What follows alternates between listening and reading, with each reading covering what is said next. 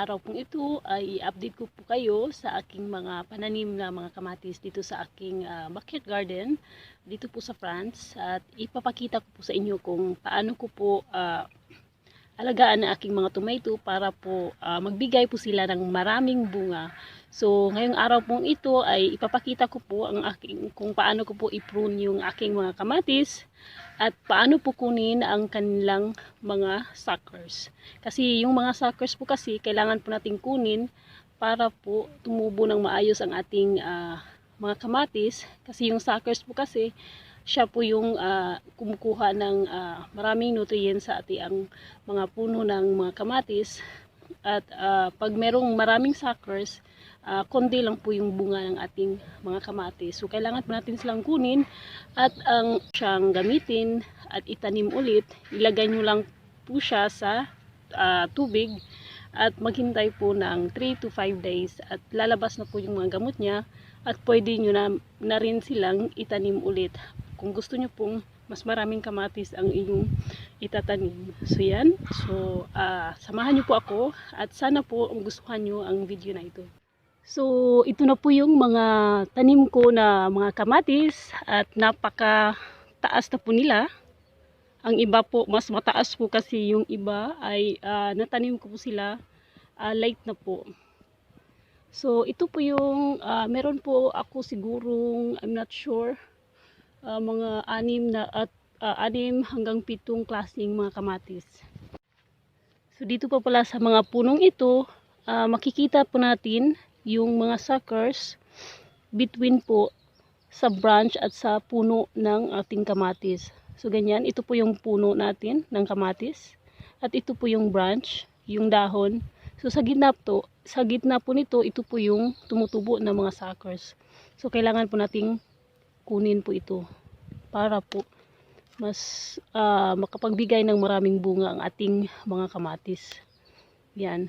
At kung gusto nyo po magtanim pa ulit, ilagay nyo lang po ito sa tubig at maghintay lang po ng 3 to 5 days. So lalabas na po yung mga roots nila. So ipapakita ko po sa inyo na kapag nakakuha na po ako ng mga suckers last time, mga 5 days ago. So titignan ko po sila kung ready na po ba silang itanim ngayon, kung meron na po ba silang mga gamot or mga roots. So mamaya ipapakita ko po sa inyo ang aking mga suckers na inilagay ko sa tubig. So yan, natapos ka na ring i-prune ang aking mga kamatis. Yan. Pag meron ding maraming dahon yung kamatis, kailangan din nating i-trim yung ibang dahon para po makita ng araw yung ating bunga ng kamatis at para din po hindi po makuha ng mga dahon ang lahat ng nutrients ng ating mga kamatis na bunga. So iti-trim natin pag maraming dahon, kailangan nating i-cut ang iba po nito. So dito meron din suckers na tumubo. Kailangan talagang i-check siya 2 to 3 days kasi mabilis po tumubo ang mga suckers, lalong-lalo na po pag mainit ang panahon. Dito sa amin ngayon sa France, sa south of France, sobrang init na po kasi summer na soon. Kasi yan. So, yan. Dito may suckers din. Yan.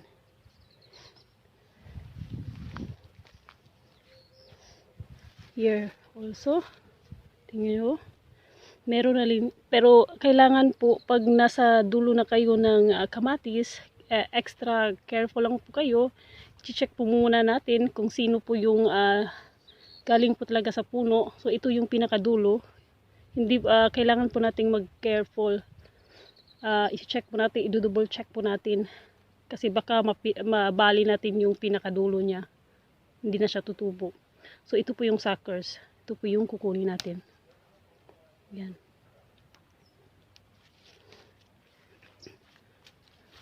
Meron din ako dito. So ito yung pinakadulo. So ito tutubo pa ito pataas.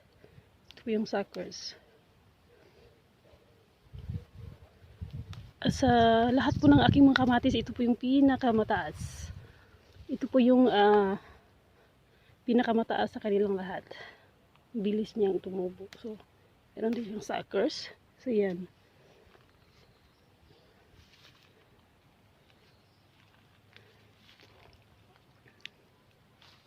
Dito rin po, meron din siyang suckers. So, yan. Atin po siyang kukunin. Ngayon, itatali na po natin ito para po hindi siya mabali pag malakas po yung hangin. At ito po yung ginagawa namin talaga dito. Tinatali talaga namin para pag tumubo siya, magagay po siya pag tubo niya pataas. Ito po yung ginagamit ko na pangtali. Pang plastic siya. Pwede ring bumili ng yung ibang klaseng pangtali.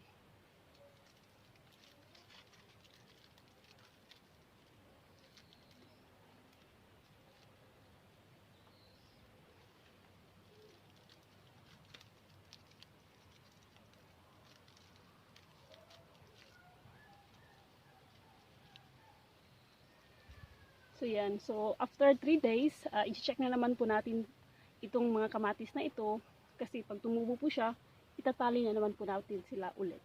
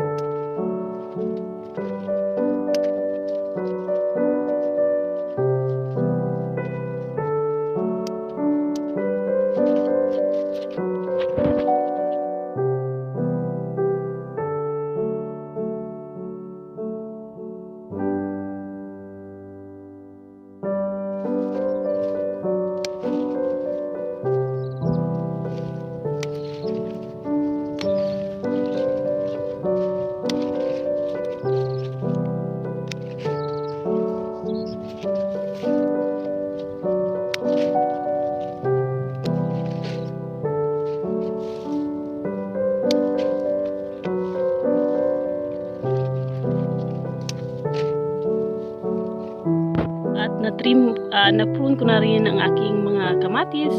Ito po yung isang klaseng kamatis na especially for the sauce. Ito po yung tinatawag nila na San Marzano. Isa po siyang family ng Roma na especially for tomato sauce or tomato paste. So nagtanim po kami ng marami nito para makapag-stock po kami sa aming winter stock. So makagawa po kami ng maraming sauce. So hindi na po kami kailangang bumili ng mga tomato sauce, at ang napakaganda po nito ay organic po ang aming mga tomato. So safe na safe po talaga siya.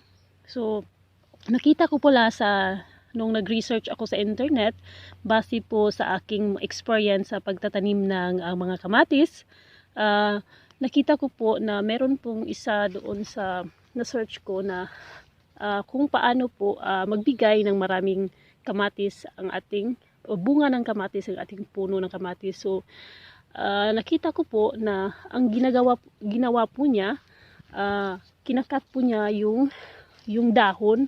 Magbibilang lang po tayo ng 1, 2, 3, 4. So dito po natin ikakat yung mga ibang dahon, ikakat po natin sila hanggang dito. At pagkatapos po ay i-observe po natin siya mga 1 week. So ginawa ko po ito at nakita ko naman po sa resulta nila na nagbigay po talaga sila ng maraming mga bunga. So para sa akin naniniwala po ako na epektibo po yung ginawa ko na pagkat ng mga dahon. At ngayon po, look, from the bottom of the plants, meron siyang bunga, meron dito.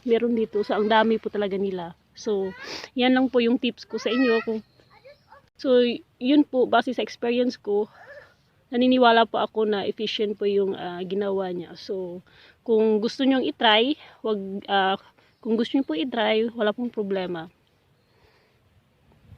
Ngayon po mas makikita na po ninyo ang mga prutas o mga bunga ng aking mga kamatis, kasi nakuha ko na po halos 30% ng kanilang mga dahon. So yan, para po maarawan po yung kanilang mga bunga. Ang dami ko pong dahon na nakuha po sa kanila. So yan, siguro mas madali na po silang tutubo. Itong nasa kabila po, sa left side, ibang klase po yan, mas mataas po sila kasi mas mabilis po silang tumubo. Ito po yung heart shape na tomato. At dito po naman sa kabila, ito yung mga sauce. So yan, makikita na po, mas lesser na po yung mga dahon nila yan. Ang dami ko pong dahon na nakuha. So makikita nyo po sa floor, ang dami pong dahon. So tingnan nyo po, makikita na po natin yung bunga. Kanina po hindi po natin makita yung bunga ng mga kamatis kasi napakarami at napakataba po ng kanilang mga dahon. So yan po yung dahon na nakuha ko. Halos mga 30 to 40% yung nakuha kong mga dahon. Ang dami po nila. Yan, nakikita na po natin yung mga bunga. At dito rin. Pero mas marami ang nakuha kong dahon dito sa side na ito. Napakarami pong dahon nila at napakataba po. Doon po sa kabila, hindi ko po sila na-trim kasi okay lang po yung dahon nila. Nakikita ng araw yung mga bunga. Pero dito, nag-trim po talaga ako ng sobrang dami.